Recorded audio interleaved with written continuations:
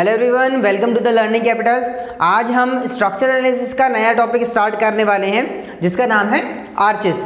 Arches क्या होता है? Arches is a curved structure that spans an opening and supports a structure above it. Arch एक curved structural element है इस तरीके का जो कि एक ओपनिंग को सपोर्ट करता है और इसके ऊपर आपका कोई स्ट्रक्चर होता है। जैसे हमने देखा होगा हमारे डोर्स वगैरह होते हैं, उसमें आपका इस शेप का होता है, उसके ऊपर वॉल्स होती हैं। या फिर हमने जैसा ब्रिजेस में देखा है कि ब्रिजेस में आपका आर्च शेप का होता है और उसके ऊपर आपके डेक्स होती हैं। अब ये जो आर्च है ये बेसिकली आपका दो तरह का होता है।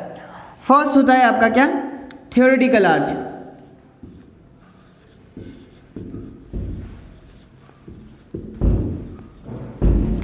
और सेकेंड आपका होता है एक्चुअल आर्च।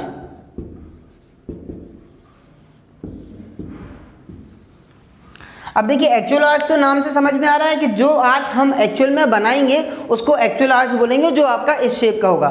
थ्योरेटिकल आर्च का मतलब है कि अगर कोई आपने आर्च को जब हम डिज़ाइन कर रहे होते हैं तो इस आर्च के ऊपर जितने भी तरह के लोड्स आ रहे होते हैं, सपोज करिए ऐसा आ रहा है, ये W इस तरीके से दो तीन लोड आ रहे हैं, ये W1, ये W2 और ये W3 इस तरीके से। तो अब इस लोड की वजह से हम इसका फ्यूनिकुलर पॉलीगॉन बनाएंगे और उसके बाद जो आपका आर्च बनेगा इस तरीके से ऐसा, ये जो आपका आर्च बना है ये आपका कहलाएगा थ्योरेटिकल आर्च। हमें जो पढ़ना है, हमें एक्चुअल आर्च पढ़ना है। अब एक्चुअल आर्च के अंदर जो हमें जितने टाइप ऑफ आर्चेस हैं वो उसमें पहला है आपका 3 हिंज आर्च। उसके बाद सेकंड हमको पढ़ना है 2 हिंज आर्च। बेसिकली हमारे जो सिलेबस है उसके अंदर हमें यही दोनों पढ़ने हैं। इसके अलावा और भी तरह के आर्च होते हैं, जैसे आपका एक सिंगल हिंज आर्च होता है और उसके अलावा आपका एक चौथा भी होता है फिक्स्ड आर्च। पर हमारे सिलेबस में हमें 3 हिंज आर्च पढ़ना है और 2 हिंज आर्च पढ़ना है। अब 3 हिंज आर्च के अंदर हमको क्या पढ़ना है? पैराबोलिक आर्च,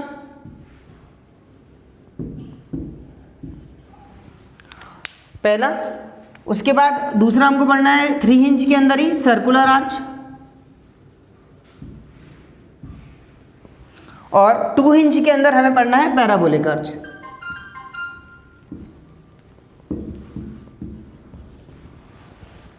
ठीक है, ये अब देखिए क्या है, आर्च के अंदर हमें जो जो फोर्सेस को स्टडी करना है, 3 तरह के फोर्सेस स्टडी करना है। पहला तो आपको पढ़ना है शियर फोर्स, सेकेंड हमें पढ़ना है बेंडिंग मोमेंट। ये नॉर्मली हर स्ट्रक्चर में हम कैलकुलेट करते हैं। साथ ही साथ हमें यहाँ पे एक थर्ड चीज भी निकालनी पड़ती है, नॉर्मल थ्रस्ट। ठीक है, शेयर फोर्स आपका वर्टिकल डायरेक्शन में आता है, इस शेयर फोर्स के कारण ही हमारा बेंडिंग मोमेंट निकलता है। और नॉर्मल थ्रस्ट जो होता है वो हमारा एक्सियल डायरेक्शन में होता है, इस तरीके से। अब सबसे बड़ा क्वेश्चन ये आता है कि आर्चेस की ज़रूरत क्या पड़ी, तो उसके लिए हम एक कंपैरिजन देखेंगे आर्च के अंदर और बीम के अंदर, क्योंकि हम आर्च की जगह पर यहाँ डायरेक्ट सीधी बीम भी बना सकते थे, पर हम इनमें देखेंगे कि क्या एडवांटेज और डिसएडवांटेज है कि हम आर्च का कंस्ट्रक्शन कर रहे हैं। तो चलिए देखते हैं इसको। कर दो शायद।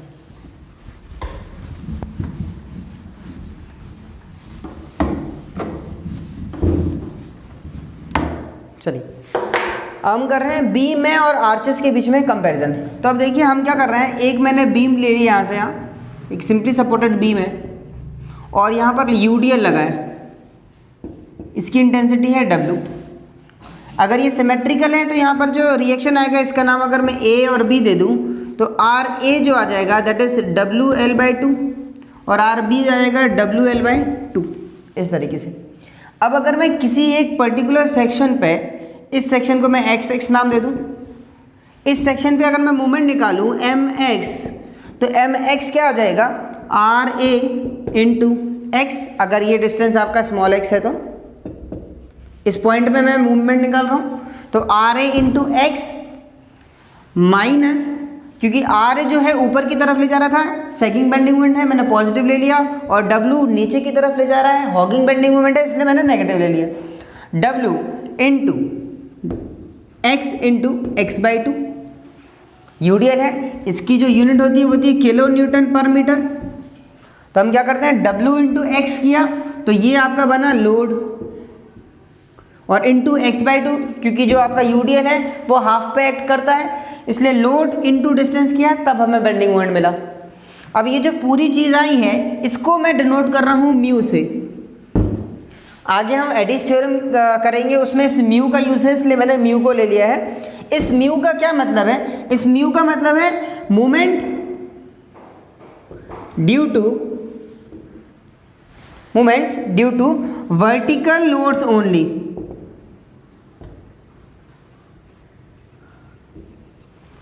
इस पॉइंट को ध्यान रखिएगा, क्योंकि अभी हम एडिस थ्योरम करेंगे उसमें भी ये म्यू आएगा, और जब हम आपका टू हिंज आर्च का हॉरिजॉन्टल थ्रस्ट के लिए डेरिवेशन करेंगे तब भी म्यू आएगा, तो वहाँ कंफ्यूजन होता है कि म्यू क्या है। तो यहीं देख लीजिए, म्यू है moment due to vertical loads only, कोई हॉरिजॉन्टल रिएक्शंस की वजह से मोमेंट नहीं आया, सिर्फ और सिर्फ वर्टिकल लोड्स की वजह से आया। इस पूरी चीज़ को मैंने म्यू से डिनोट कर दिया।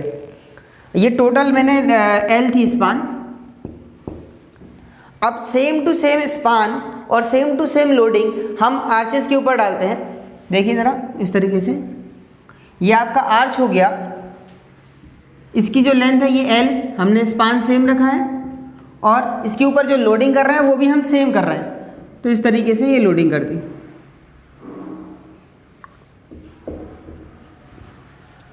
सेम चीज़ अगर ये डब्ल्यू लग रहा है तो यहाँ रिएक्शंस कुछ आएंगे, यह आ गया आर ए, यह आ गया आर बी, यह आ गया एच बी, और यह आ गया एच ए। डायरेक्शन मैंने अभी फिलहाल अपने हिसाब से ले लिए हैं, कुछ भी ले सकते हैं। एनालिसिस के बाद अगर माइनस आता है तो हम साइन को चेंज कर देते हैं।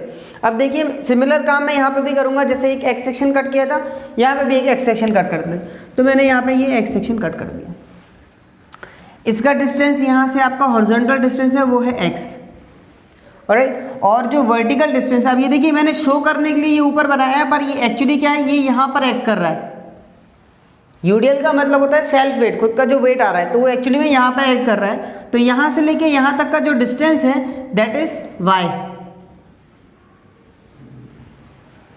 तो अगर मैं इस पॉइंट पे, ये वाले पॉइंट पे बेंडिंग मोमेंट को कैलकुलेट करूंगा तो आ जाएगा M X is equal to R A into X, क्योंकि ये ऊपर जा रहा था तो पॉजिटिव ले लिया।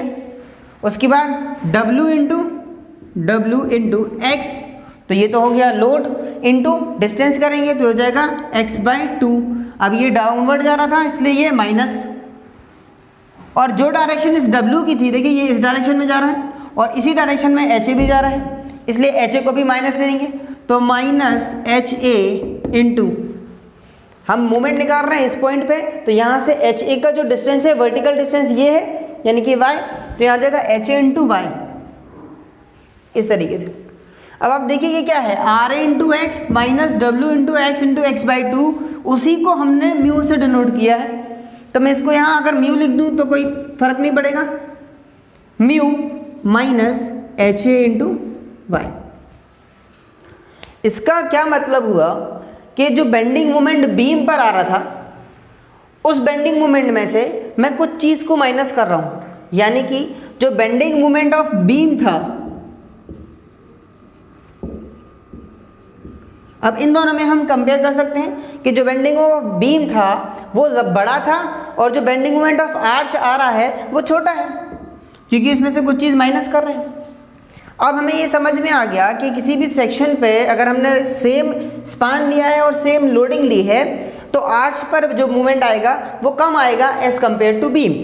तो अब देखिए मूवमेंट के कम आने से क्या फ़र्क पड़ता है।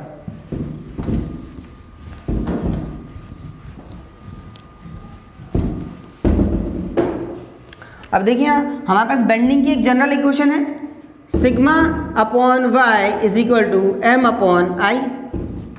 इस आई को मैं यहाँ ले जाऊँ तो आ जाएगा m is equal to sigma into I upon Y. I upon Y को हम z लिख लेते हैं, तो सिग्मा इंटू z। z होता है आपका क्या, सेक्शन मॉडुलस,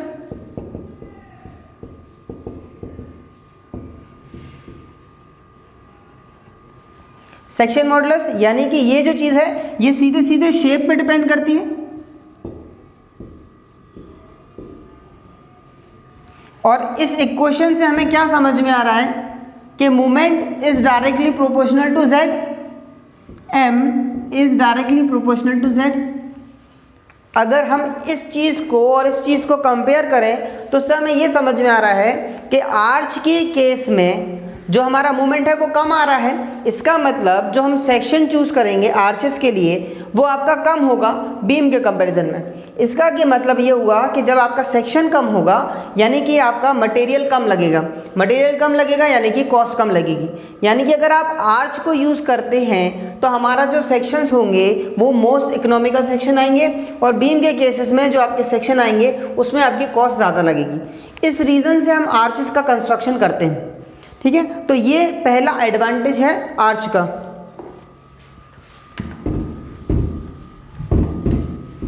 देख लेते हैं फर्स्ट एडवांटेज।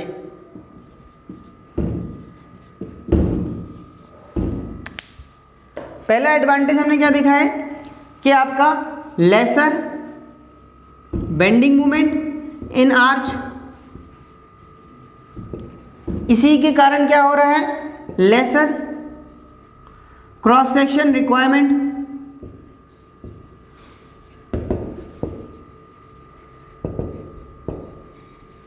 और इसकी वजह से क्या हो रहा है हमारा इकोनॉमिकल सेक्शन बन रहा है।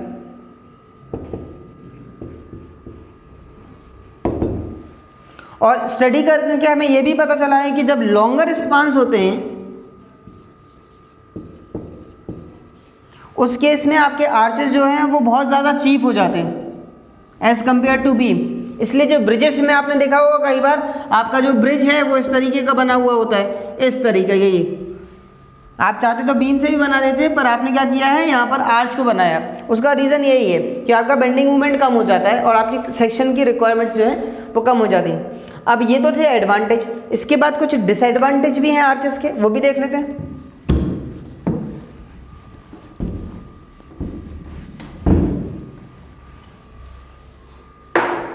तो देखिए डिसएडवांटेज क्या है इसके।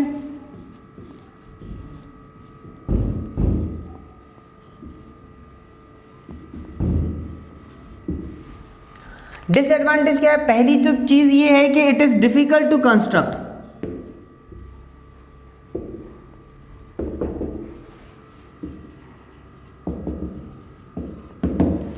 इसका कंस्ट्रक्शन जो है बीम के कंपैरिजन में डिफिकल्ट होता है, आपको स्किल्ड लेबर की ज़रूरत पड़ेगी आज के कंस्ट्रक्शन के लिए। दूसरी चीज़ ये है कि आज के कंस्ट्रक्शन में आपको बहुत सारे कांस्टेंट आते हैं। फॉर एग्जांपल हमें अगर लंबी हाइट तक बिल्डिंग कुछ बनानी है तो आप आर्चेस को नहीं बना सकते, उसमें आपकी प्रॉब्लम जाती है एस्थेटिकली इस तरीके से। तो आपके क्या है कांस्टेंट टू हाइट्स, और इसी के कारण क्या होता है एस्थेटिकली नॉट रिकमेंडेड।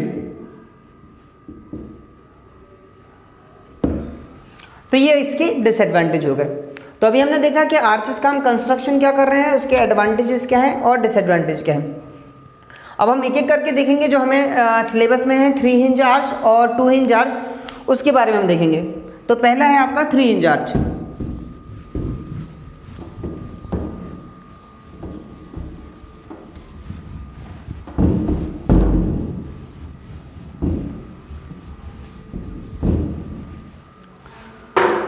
चलिए फर्स्ट इज 3 हिंज आर्च,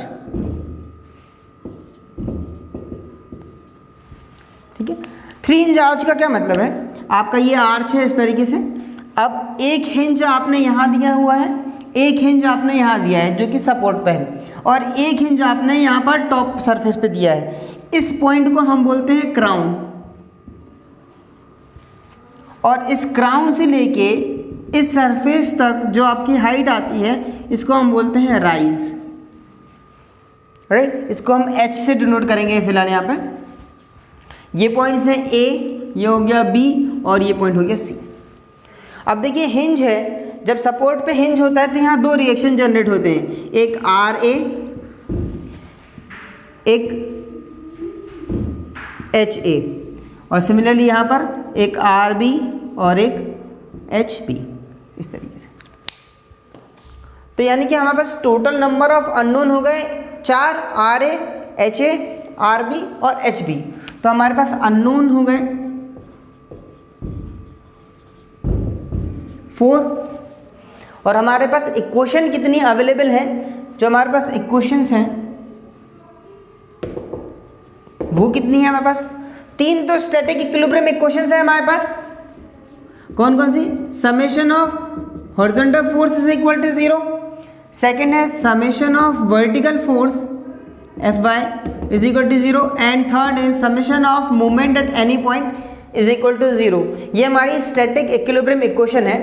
मैं ये पहले वाले वीडियोस में बता चुका हूँ, तो जिसने नहीं देखा है वो हमारे पुराने वीडियोस देख ले। इसके अलावा अब ये सी पॉइंट पे भी हिंज है, तो यहाँ पर हमारे पास एक एडिशनल इक्वेशन है। इस इक्वेशन पे क्या आएगा? Moment at C is equal to 0। तो यानी कि टोटल इक्वेशन हमारे पास हो गई कितनी? 4, 3 ये और +1, तो टोटल इक्वेशन हो गई 4। अब हमें अननोन्स पता चल गए, हमें इक्वेशन पता चल गई। अब इसकी मदद से हम क्या करेंगे? डिटर्मिनेसी को कैलकुलेट करेंगे।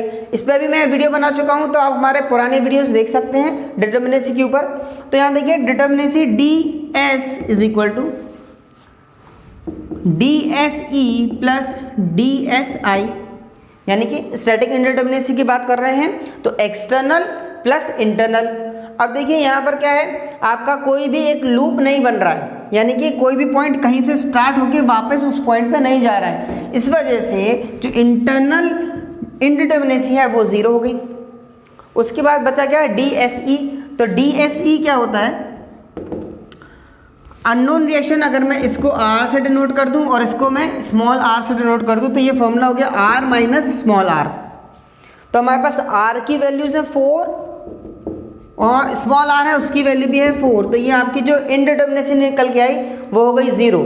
यानी कि जो 3 हिंज आर्च है वो आपका एक डिटर्मिनेट स्ट्रक्चर है।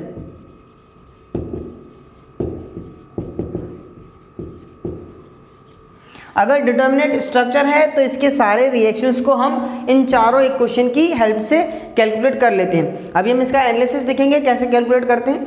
अब हम देखते हैं 2 हिंज आर्च।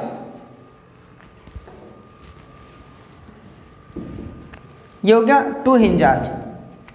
2 हिंज आर्च में एक आर्च यहाँ, एक हिंज यहाँ होता है और एक आपका यहाँ पर होता है। ये वाला जो हिंज है उसको हटा देते हैं।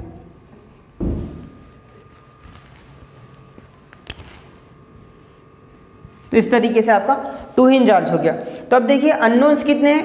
RA, HA, RB और HB। तो 4 अननोन है। इक्वेशन की बात करें तो हमारे पास 3 स्टैटिक इक्विलिब्रियम इक्वेशन है, summation of Fx is equal to 0, summation of Fy 0 और मोमेंट इज इक्वल टू 0। पर अब सी पॉइंट पे हिंज नहीं है, तो हिंज पे हमारी एक एडिशनल जो इक्वेशन आ रही थी MC इज इक्वल टू 0, अब ये यहाँ पर एप्लीकेबल नहीं है, तो आपकी ये इक्वेशन हट गई। यानी कि जो आपके स्मॉल r की वैल्यू हुई वो 3 हो गई। और अगर मैं इसी फॉर्मूले में ये वैल्यूज को पुटअप करूं तो कैपिटल R तो 4 है जो अननोन्स है, और स्मॉल r यानी कि जो इक्वेशंस हैं वो है 3।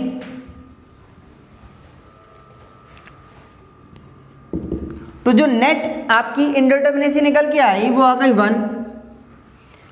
यानी कि इस 2 हिंज आर्च को सॉल्व करने के लिए आपको कम से कम एक इक्वेशन और चाहिए है, तब जाकर इसके आप अननोन फोर्सेस को कैलकुलेट कर पाएंगे। अब ये जो इक्वेशन है इसको आप यूज करते हैं काय के लिए? Del of u with respect to del of h is equal to 0। इसकी मदद से हम इस हॉरिजॉन्टल फोर्सेस को कैलकुलेट करते हैं। ये वाली एडिशनल इक्वेशन को हम यहाँ पर यूज़ करेंगे। ये जो एडिशनल इक्वेशन है इसको हम बोलते हैं कॉम्पैटिबिलिटी इक्वेशंस। अब इसके बाद हम देखेंगे 3 हिंज आर्च का एनालिसिस कि कैसे हम रिएक्शंस को कैलकुलेट करते हैं और कैसे हम बेंडिंग मोमेंट वगैरह को कैलकुलेट करते हैं। ठीक है। अच्छा एक चीज़ और, क्योंकि यहाँ पे ये 1 आ गया, इसका मतलब जो 2 हिंज आर्च है वो आपका इनडिटर्मिनेट स्ट्रक्चर हो गया, इनडिटर्मिनेट स्ट्रक्चर बाय 2 डिग्रीज। ठीक है। तो ये कई कॉम्पिटिटिव एग्जाम्स में पूछा जाता है कि 3 हिंज आर्च इनडिटर्मिनेट है या 2 हिंज आर्च है और कितने डिग्रीज है। तो 3 हिंज आर्च जो आपका था वो डिटर्मिनेट स्ट्रक्चर था, वहीं 2 हिंज आर्च जो है वो इनडिटर्मिनेट स्ट्रक्चर है। सॉरी 1 डिग्री से ना, 2 डिग्री से नहीं, 1 डिग्री से। तो 1 डिग्री से आपका इनडिटर्मिनेट है 2 हिंज आर्च। चलिए तो हम देखते हैं, एनालिसिस करते हैं अब हम आपका 3 हिंज आर्च का।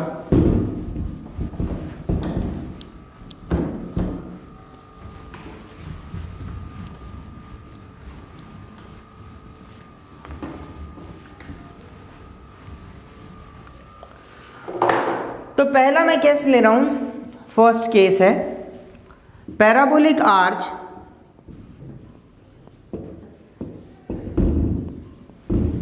subjected to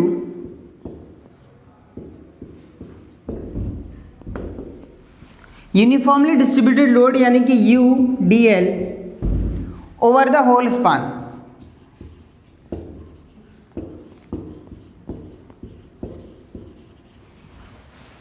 ये हमारा फर्स्ट केस है। तो हम बना लीजिए यहाँ 3 हिंज आर्च को, एक पैराबोलिक आर्च है, 3 हिंज है यानी कि 1 हिंज यहाँ आएगा, 1 हिंज यहाँ आएगा, 1 हिंज यहाँ आएगा। उसके बाद आपसे बोला है कि थ्रू आउट द स्पान आपका UDL लगा हुआ है, तो मैं यहाँ पर UDL बना देता हूँ इस तरीके से। इनकी मैं नेमिंग कर देता हूँ A, B और ये वाला पॉइंट हो गया C। यहाँ पर रिएक्शंस जनरेट होंगे RA, RB, HB, HA। उसके बाद यहाँ से जो हाइट आ रही है, जो राइज है, उसको मैं स्मॉल h से डिनोट कर रहा हूँ, और जो स्पान है उसको स्मॉल l से डिनोट कर रहा हूँ। ये हमारा डायग्राम हो गया। जब आपको क्वेश्चन आता है तो कई बार ऐसा होता है कि फिगर नहीं आता है, आपसे बोल दिया जाता है कि एक 3 हिंज आर्च है, उस पर UDL लगा है, उसकी इंटेंसिटी दे देगा, आपको राइज दे देगा, आपको स्पान दे देगा। तो आपको डायग्राम बनाना पड़ेगा, उसके बाद ही आप सॉल्व कर पाएंगे। तो देखिए अब इसका एनालिसिस कर रहे हैं। तो सबसे पहला जो आपका स्टेप है, स्टेप 1, सबसे पहले हमें कैलकुलेट करना है रिएक्शंस। हमने देखा है अभी कि 3 हिंज आर्च जो है डिटर्मिनेट आर्च है, और उसमें हमारे पास 4 इक्वेशन अवेलेबल हैं। उन चारों इक्वेशन की मदद से हम ये जो 4 रिएक्शंस हैं RA, HA, RB और HB, इनको हम कैलकुलेट करेंगे। तो देखिए सबसे पहली इक्वेशन जो मैं लगा रहा हूँ, first is summation of f of x is equal to 0। ठीक है, अभी देखिए ये जो रिएक्शंस के डायरेक्शन है ये मैंने अपने हिसाब से ले लिए हैं, कोई फर्क नहीं पड़ने वाला। आप चाहे तो इसको आउटवर्ड ले सकते हैं, इसको डाउनवर्ड ले लीजिए। जब आप एनालिसिस करेंगे तो वहाँ पर अगर वैल्यू पॉजिटिव आ रही है तो ठीक है, अगर नेगेटिव आ रही है तो आपको डायरेक्शन को चेंजेस करने पड़ेंगे। तो देखिए summation of F X is equal to 0 है, तो यहाँ पर देखिए HA जो है आपका उस तरफ जा रहा है HA, और HB जो है इस HA के अपोजिट में आ रहा है, यानी कि वापस आ रहा है, तो माइनस HB। इन दोनों के अलावा कोई भी हॉरिजॉन्टल फोर्स नहीं है, तो इक्वल टू में आ गया 0। यहां से ये निकल आया HA is equal to HB। ये हमारी फर्स्ट इक्वेशन आ गई। सेकेंड देखिए, summation of Fy is equal to 0। अब वर्टिकल फोर्स देख रहे हैं तो ध्यान दीजिए क्या क्या वर्टिकल फोर्स हैं। एक RA है, एक RB है, और एक आपका जो UDL लग रहा है वो है। तो यहाँ देखिए इसको मैं कर देता हूँ यहाँ RA, क्योंकि अपवर्ड जा रहा था तो मैंने उसको पॉजिटिव ले लिया। RB भी अपवर्ड जा रहा है तो मैं उसको भी पॉजिटिव ले लेता हूँ। उसके बाद आपका जो W है वो नीचे जा रहा है, और ध्यान रखिएगा ये जो W स्मॉल w है इसकी यूनिट होती है किलो न्यूटन पर मीटर। तो इसको लोड में कन्वर्ट करने के लिए हमें इसके डिस्टेंस से मल्टीप्लाई करना पड़ेगा। तो ये डाउनवर्ड था तो माइनस W इंटू कितने स्पान पे लग रहा है, ये थ्रू आउट द स्पान लग रहा है तो L, तो W इंटू एल कर दिया इज इक्वल टू 0। इस W इंटू एल को मैं उस तरफ ले जाऊंगा तो एक दूसरी क्वेश्चन मेरे को ये मिल गई, RA plus RB is equal to W into L. ये आपकी 2 इक्वेशन आ गई। थर्ड हम लगाएंगे मोमेंट किसी एक पॉइंट पर 0 कर लेते हैं। मैं ये रब कर देता हूँ, डायग्राम रखा रहने दो क्योंकि उसकी ज़रूरत पड़ेगी।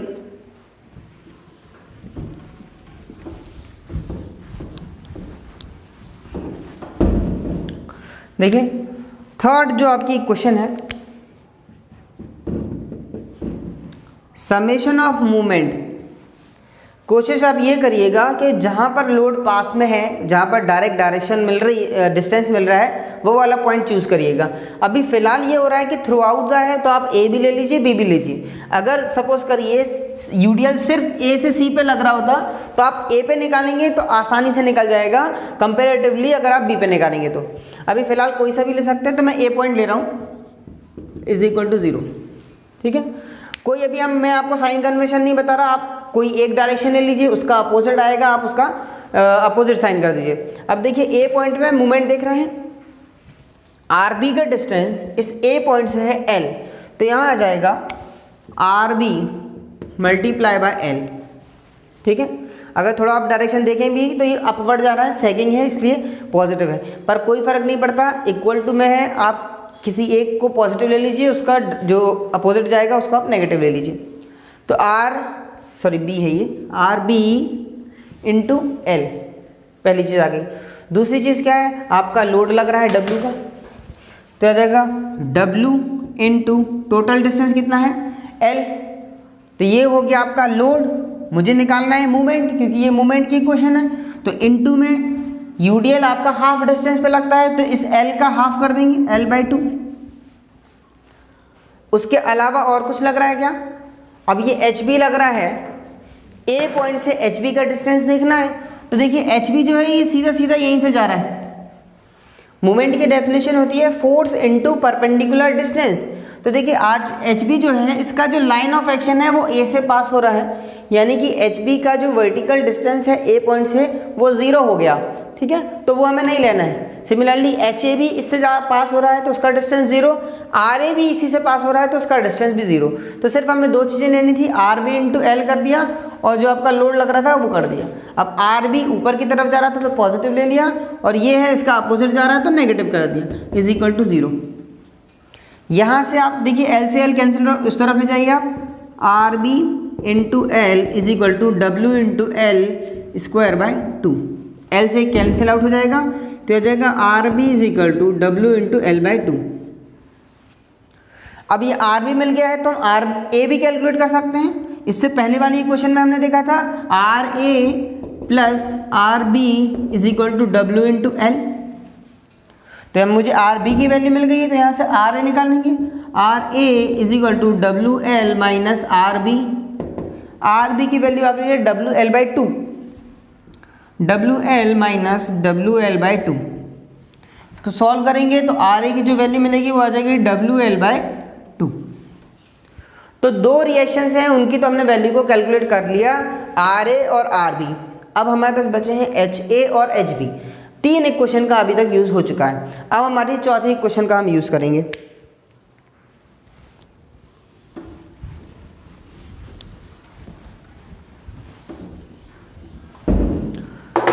फोर्थ इक्वेशन है ये, movement at C is equal to 0, ठीक है।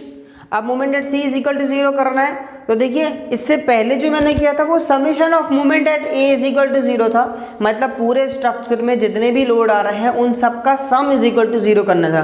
पर अब ये movement at C is equal to 0 है, इसका मतलब ये है या तो लेफ्ट साइड या तो राइट साइड। इस सी के या तो आप उस तरफ ले लीजिए या फिर आप इस तरफ ले लीजिए। अगर आपका सपोज करिए यूडीएल सिर्फ ए से सी में है तो अगर आप ये वाला पोर्शन लेंगे बी से सी तो लोडिंग नहीं आएगी, तो थोड़ा सा आसान हो जाएगा। अभी फिलहाल तो थ्रू आउट है तो कोई फर्क नहीं पड़ने वाला। तो मूवमेंट एट सी किसी एक साइड लेना है, यहाँ मैं लिख भी देता हूँ आइदर साइड। अगर समीशन ऑफ मूवमेंट होता तो हमें पूरा लेना पड़ता, ठीक है। अब मूवमेंट एट सी कर रहे हैं तो अब देखिए यहाँ पर इस सी पॉइंट पे movement R B H B और यूडीएल इनके कारण लग रहा है, तो हम निकाल लेते हैं R B into R B का इस सी से डिस्टेंस देखना है मुझे, वर्टिकल डिस्टेंस। तो देखिए यहाँ से लेके यहाँ तक का डिस्टेंस देखना है, तो टोटल डिस्टेंस था एल, उसका आधा हो गया एल बाई 2, तो R B into L by 2। उसके बाद आपका एक यूडीएल लग रहा है, यूडीएल है आपका डब्लू, तो आ जाएगा W into L by 2। W भी आपका सिर्फ इतने ही डिस्टेंस पे लग रहा है, L/2 पे, ये L/2 है, तो W इंटू L/2 किया तो मुझे ये क्या मिला, ये तो मिला अकेला लोड। अब मुझे इसके डिस्टेंस से मल्टीप्लाई करना है, तो ये जो L/2 है इसका भी आधा करना पड़ेगा, तो इंटू में आ जाएगा L/4। उसके बाद एक HB भी लग रहा है, तो ये आ गया HB। HB का डिस्टेंस कितना है, देखिए HB का डिस्टेंस C पॉइंट से ये है स्मॉल h, तो HB इंटू h आ गया। अब डायरेक्शन देख लेते हैं, RB इंटू L/2, ये देखिए कैसे जा रहा है, C के अबाउट, मैं मूवमेंट निकाल रहा हूँ इस C पॉइंट पे है, तो इस C के अबाउट ये कैसे जा रहा है, ये इस डायरेक्शन में जा रहा है, ऐसा ऊपर की तरफ ले जा रहा है। वहीं W इसको इस डायरेक्शन में ले जा रहा है, इस ये वाली डायरेक्शन में, और HB की डायरेक्शन भी सेम टू सेम है जैसे आपकी ये वाली डायरेक्शन है, यानी कि RB का डायरेक्शन अलग है इन दोनों से। तो अगर मैं इसको पॉजिटिव ले लूँ तो मैं इसको और इसको नेगेटिव ले लेता हूँ, इक्वल टू में 0 है, ठीक है। इसको हम सॉल्व कर लेते हैं, RB की मेरे पास वैल्यू है तो वैल्यू पुट अप कर देते हैं, WL/2 into L/2 minus WL² bye, यहाँ से आ जाएगा कितना, इसको आप ऐसे लिख लीजिए 2 इंटू 4 ताकि सॉल्व करने में आसानी हो, और इस माइनस HB इंटू H को उस तरफ ले जाइए, तो आ जाएगा HB इंटू स्मॉल h। यहाँ से आप क्या करिए, WL²/4 को कॉमन निकाल लीजिए, तो यहाँ क्या बचेगा, ये बचा 1 माइनस यहाँ बचा कितना 1/2 is equal to HB into small h। 1 में से 1/2 माइनस करेंगे तो 1/2 आ जाएगा, यहाँ मल्टीप्लाई करेंगे तो WL²/8 आ जाएगा, और ये जो स्मॉल h है वो यहाँ पे आ जाएगा, तो मुझे HB की वैल्यू निकल के आ गई। तो यहाँ से जो आपका HB की वैल्यू निकल के आई वो हो गई WL²/8, और ये स्मॉल h जो है वो डिवाइड में आ जाएगा, तो ये आ गया। ये बहुत इंपॉर्टेंट एक्सप्रेशन है, इसको याद रखिएगा, कॉम्पिटिटिव एग्जाम्स में डायरेक्ट इस पे आ जाता है, आपको W दिया रहता है, L दिया रहता है, H दिया रहता है, तो आपको HB की वैल्यू फाइंड आउट करनी पड़ती है। अब हमने जो फर्स्ट इक्वेशन बनाई थी उसमें हमने देखा था कि जितना HB था उतना ही HA भी था, तो HA की वैल्यू भी इतनी आ गई और HB की वैल्यू भी इतनी आ गई, तो चारों रिएक्शंस की वैल्यू को हमने कैलकुलेट कर लिया, ठीक है। तो ये जो था ये हमारा फर्स्ट स्टेप था जिसमें हमने रिएक्शन को कैलकुलेट किया था। अब हम निकालेंगे बेंडिंग मोमेंट, स्टेप 2 है इसका।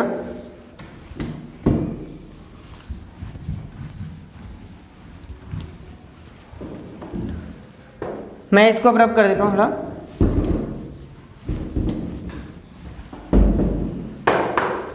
ठीक है। तो अब हम निकालने वाले हैं बेंडिंग मोमेंट।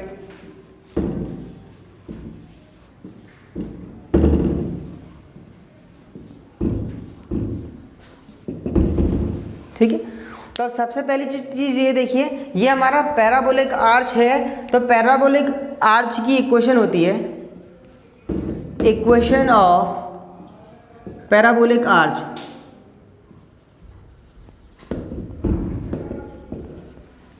इसको हम इस तरह से डिनोट करते हैं, y is equal to 4hx upon L² L-x, ठीक है। ये आपको याद रखनी पड़ेगी, आपकी पैराबोलिक आर्च की क्वेश्चन होती है। अगर मैं इसका स्लोप निकालूं यानी कि dy/dx कर दूं,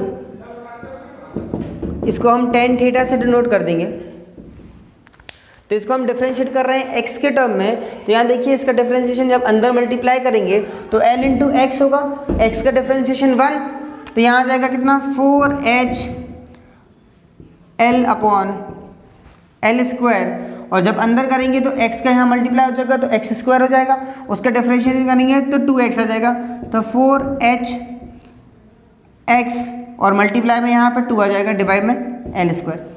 चाहे तो आप कॉमन भी निकाल के रख सकते हैं, तो ये 4 इंटू 2 किया तो 8 आ जाएगा यहाँ पर, इस तरीके से।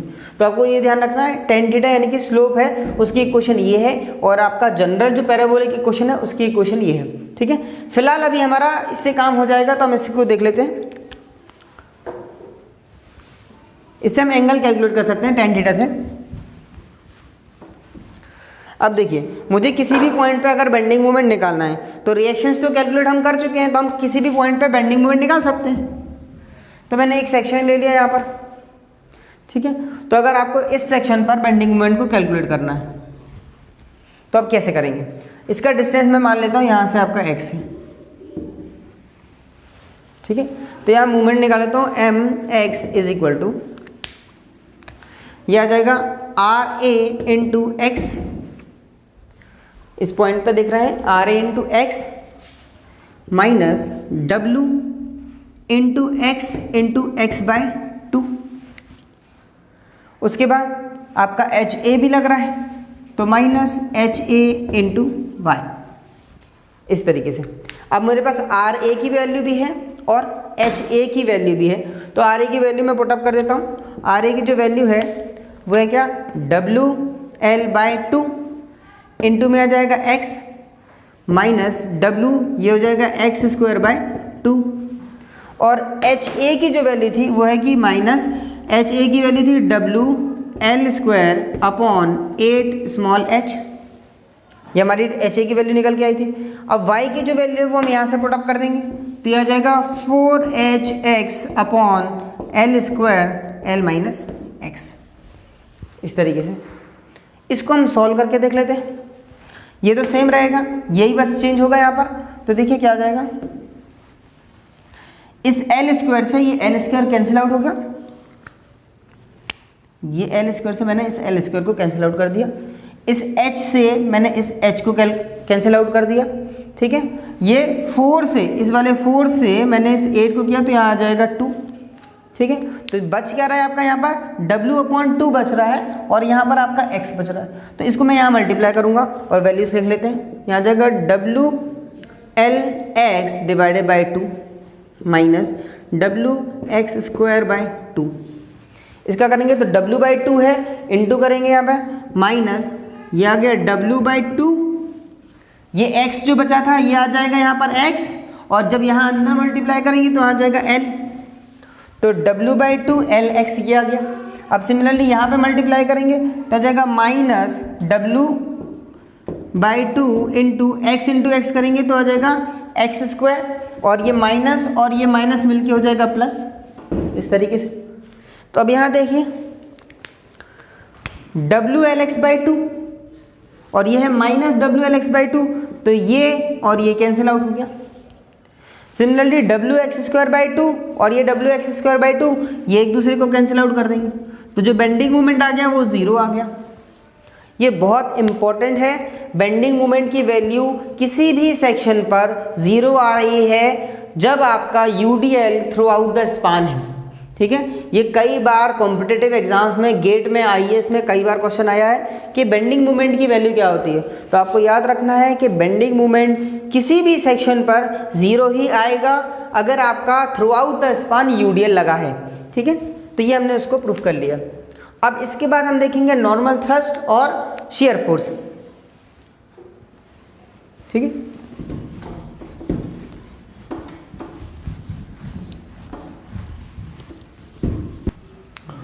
तो देखिए बेंडिंग मोमेंट तो हो गया, अब हम देखेंगे नॉर्मल थ्रस्ट और शियर फोर्स के लिए। अब इसके लिए हम क्या करेंगे, हम एक पर्टिकुलर सेक्शन है हम उसको कट कर लेते हैं। तो पहले हम इसका थोड़ा सा एनालिसिस देख लेते हैं। मैं अगर इसको इसी सेक्शन पे कट करूं तो थोड़ा सा आप इसको देख लीजिए, मैंने इसको ऐसा कट किया है इस तरीके से, ये आपका हिंज था। तो अगर आपने किसी सेक्शन को कट किया है तो देखिए एक आपका यहाँ पर वर्टिकल फोर्स आएगा, इसको मैं डिनोट कर रहा हूँ V से, और एक आपका हॉरिजॉन्टल फोर्स आएगा, इसको मैं डिनोट कर रहा हूँ H से, ठीक है। पर क्योंकि आर्च है वो आपका कर्व्ड शेप है, तो आर्च के शियर फोर्स और नॉर्मल थ्रस्ट जो आएंगे वो इस डायरेक्शन में आएंगे और इस डायरेक्शन में आएंगे। तो मैं इनको इस तरफ ऐसा बना लेता हूँ, तो ये एंगल जो आ रहा है ये हो गया थीटा, और ये वाला जो एंगल आ रहा है ये आ गया थीटा। तो ये क्या है, ये इसकी एक्सिस है, तो एक्सिस के अबाउट जो आपका नेट फोर्स निकलेगा उसको हम N से डिनोट कर देंगे, और इस सरफेस के वर्टिकल या परपेंडिकुलर डायरेक्शन में जो नेट फोर्स निकलेगा उसको मैं F से डिनोट कर दूंगा। ये जो F है ये आपका शियर फोर्स है, और ये जो N है ये आपका नॉर्मल थ्रस्ट है जो आपके एक्सियल डायरेक्शन में आएगा, ठीक है। ध्यान रखिएगा अभी मैंने इस एनालिसिस को करने के लिए इस V को डाउनवर्ड माना है और इस H को इनवर्ड माना है। अगर आप ये डायरेक्शन चेंज कर देंगे तो आगे जो मैं फॉर्मूले बता रहा हूँ उसमें आपके माइनस प्लस चेंजेस हो जाएंगे, ठीक है। तो ध्यान रखिएगा इसी साइन कन्वेंशन के साथ ये वाले फॉर्मूले लगेंगे। तो अब देखिए ये जो v है इसको मैं रिजॉल्व कर लेता हूँ। तो ये थीटा के साथ जो बन रहा है तो यहाँ आ जाएगा, इस डायरेक्शन में आ जाएगा v cos थीटा, और इस डायरेक्शन में जो आएगा यहाँ आ जाएगा v sin थीटा। सिमिलरली अगर मैं इस h को रिजॉल्व करूँ तो थीटा जिसके साथ बन रहा है तो यहाँ पर आ जाएगा h cos थीटा, और यहाँ पर आ जाएगा h sin थीटा, इस तरीके से। तो देखिए इस वर्टिकल डायरेक्शन में जो नेट फोर्स आ रहा है उसको मैंने F से डिनोट किया है। तो F इज इक्वल टू हो गया v cos theta minus h sin theta, क्योंकि ये डाउनवर्ड जा रहा था और ये अपवर्ड जा रहा था। सिमिलरली ये देखिए इन दोनों के डायरेक्शन सेम है, तो n इज इक्वल टू हो गया v sin theta plus h cos theta. ठीक है, तो ये एनालिसिस हुआ। अभी हमने क्वेश्चन में नहीं किया, ये मैंने आपको सिर्फ एनालिसिस किया है। अभी क्वेश्चन में हमें क्या करना है, हमें इस v को कैलकुलेट करना सीखना है और हमें इस h को कैलकुलेट करना सीखना है। ठीक है, और हमें इन फॉर्मूले का यूज़ करना है। और मैंने आपको बता दिया ये फॉर्मूले तभी एप्लीकेबल होंगे जब v आपका डाउनवर्ड है। अगर आप किसी बुक्स में पढ़ रहे हैं जिसमें आपको यहाँ पे माइनस की जगह प्लस और यहाँ प्लस की जगह माइनस है, इसका मतलब उन्होंने v की जो डायरेक्शन ली है वो अपवर्ड ली होगी, h की डायरेक्शन जो है आउटवर्ड ली होगी। तो ध्यान रखिएगा इस चीज़ का। अब देखिए हमारे क्वेश्चन में क्या है, ये यूडीएल भी लगा है, तो साथ में यहाँ पर मैं यूडीएल भी लगा देता हूँ इधर इस तरीके से। और मुझे कैलकुलेट करना है v को, ये v है, इसको कैलकुलेट करना है, तो मैं यहाँ कर देता हूँ। तो अब हम क्या करेंगे, इस पर्टिकुलर सेक्शन पे हम लगाएंगे summation of vertical force is equal to 0, जैसे हम हमेशा लगाते हैं। तो यहाँ पर देखिए हिंज था, तो यहाँ एक रिएक्शन आ रहा था आर ए, तो यहाँ आ जाएगा आर ए जो कि ऊपर जा रहा है, अपवर्ड जा रहा है। यूडीएल आ रहा है किस सेक्शन पे, एक्स सेक्शन पे, जो कि डाउनवर्ड है, माइनस डब्ल्यू इंटू एक्स, और v भी डाउनवर्ड है तो minus v is equal to 0। R A की मेरे पास वैल्यू है तो मैं वैल्यू पुट अप कर दूंगा, v को यही रहने देता हूं, v is equal to R A की वैल्यू कितनी है, W L by two minus W into X. तो ध्यान रखिए इस v को हर बार कैलकुलेट करना पड़ेगा हर क्वेश्चन में, तो इस तरीके से आप v को कैलकुलेट करेंगे। अब h को कैसे कैलकुलेट करेंगे, summation of horizontal force is equal to 0। ठीक है, तो यहाँ पे हॉरिजॉन्टल फोर्स निकालने के लिए हम क्या करेंगे, देखिए यहाँ पर एक हॉरिजॉन्टल रिएक्शन भी लग रहा है एच ए, और ये हो गया h, तो यहाँ जाएगा H A minus H is equal to 0। तो यहाँ से H A is equal to H. ठीक है, तो यहाँ से हमारा v निकल गया, यहाँ से हमारा h निकल गया। इन दोनों की वैल्यू को उठाकर हमें यहाँ पुट अप करना है, तो हमारे नॉर्मल थ्रस्ट और शेयर फोर्स की वैल्यू को कैलकुलेट कर लेंगे। ठीक है, तो आपका क्वेश्चन यहाँ पर खत्म हो जाएगा। एक चीज़ मैं आपको और बता दूं, क्योंकि आपका नॉर्मल थ्रस्ट तो 0 नहीं होगा, यहाँ पे कुछ वैल्यू निकलेगी। शेयर फोर्स का जैसे हमने बेंडिंग मोमेंट एनालिसिस किया था वैसे हम शेयर फोर्स का देख लेते हैं, क्योंकि वो इंपॉर्टेंट है थोड़ा सा। मैं यहाँ से ये चीज़ें रब कर देता हूँ।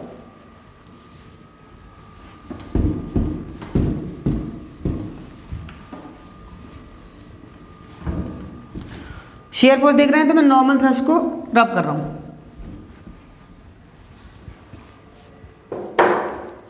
अब देखिए हमारे पास इक्वेशन थी y is equal to 4hx upon L square L minus X. इस वाले इक्वेशन को मैं थोड़ा सा अगर मॉडिफाई कर लूँ, कॉस थीटा को कॉमन निकालूँ, यहाँ बचेगा v minus h sine theta divide by cos theta. इस sine theta upon cos theta को हम टेन थीटा लिख सकते हैं।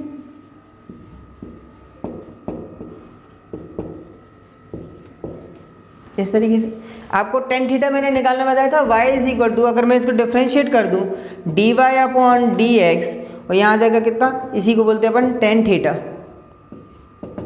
ठीक है, अब इसको हमें डिफ्रेंशिएट कर रहा है विथ रिस्पेक्ट टू x, तो यहाँ देखिए 4h अपॉन एल स्क्वायर तो कॉमन ले लेते हैं, इस x का अंदर मल्टीप्लाई करके डिफ्रेंशिएट कर देंगे, तो यहाँ आ जाएगा x इंटू एल कर देंगे, और उसके बाद जब उसको डिफ्रेंशिएट करेंगे तो x का डिफ्रेंशिएशन हो गया 1, तो बचेगा l अकेला।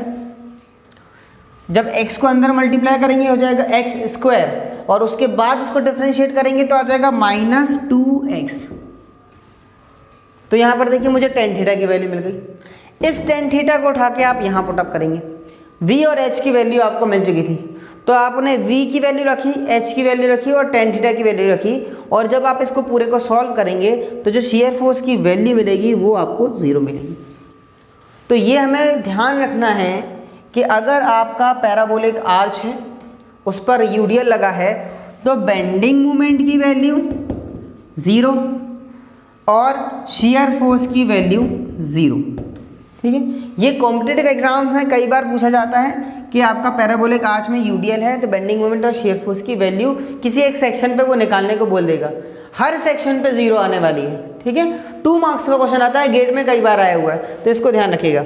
ठीक है, अब नेक्स्ट क्लास हम करेंगे तो हम एक क्वेश्चन लेके आएंगे, उसमें हम कुछ लोडिंग देंगे और उसको हम एनालाइज करेंगे। ठीक है, उसके बाद हम एक सर्कुलर क्वेश्चन देखेंगे, सर्कुलर 3 इंच का, उसके बाद 2 इंच पे जाएंगे। ठीक है, अगर आपको वीडियो पसंद आ रहा है तो अपने दोस्तों से शेयर करिए। अभी है ना, अगर वीडियोस नहीं पहुंच पा रहे हैं तो आप बेल नोटिफिकेशंस को दबाइए ताकि डायरेक्ट आपको नोटिफिकेशंस मिल जाए। Thank you for watching.